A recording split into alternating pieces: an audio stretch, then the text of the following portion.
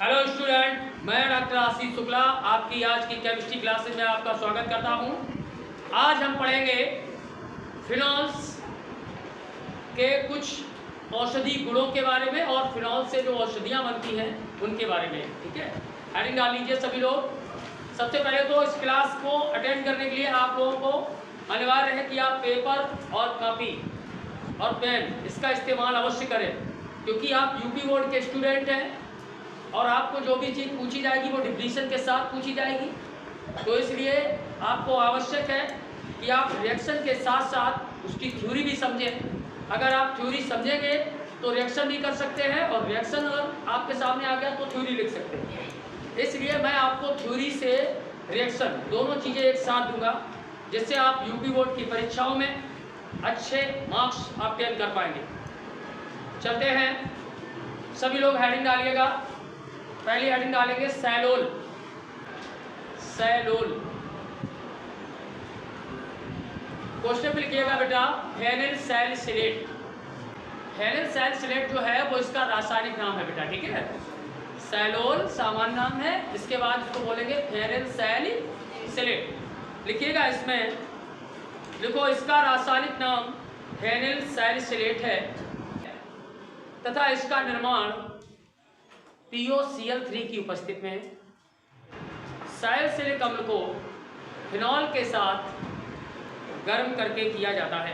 सबसे पहले सैलिसिलिक अम्ल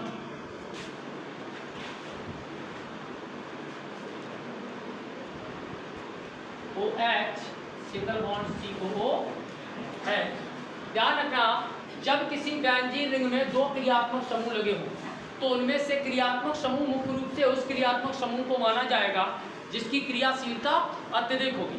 तो यहाँ दो क्रियात्मक समूह लगे हुए हैं बेटा, एक OH है एल्कोहली समूह, एक COOH है। ठीक है, कह सकते हो अम्लीय समूह, दो समूह लगे हुए हैं। इसमें सबसे ज़्यादा क्रियाशील कौन है? COOH। जब इसको क्रियाशील मानेंगे तो क्रियात्मक समूह ये होगा, तो नंबरिंग हम वहीं से करेंगे जहाँ से हमारा क्रियात्मक समूह नजदीक पड़ेगा, यानी इसी कार्बन से करेंगे।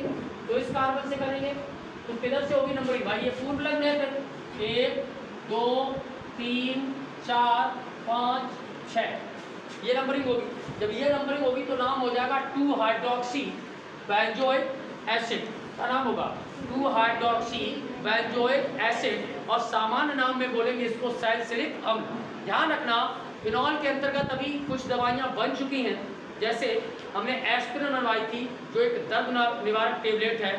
जोड़ों का दर्द, गठिए का दर्द, ठीक है, मांसपेशियों का दर्द, हर प्रकार के दर्द में राहत दिलाती है एस्पिरिन।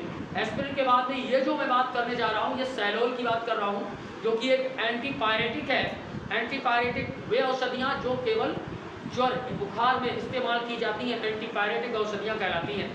तो ये जुकाम में, बुखार में या नॉर्मल किसी भी हरारत में काम आती हैं, जिन्हें हम सैलोल कहेंगे। निर्माण किससे करेंगे? प्रारंभिक यौगिक कौन होगा बेटा?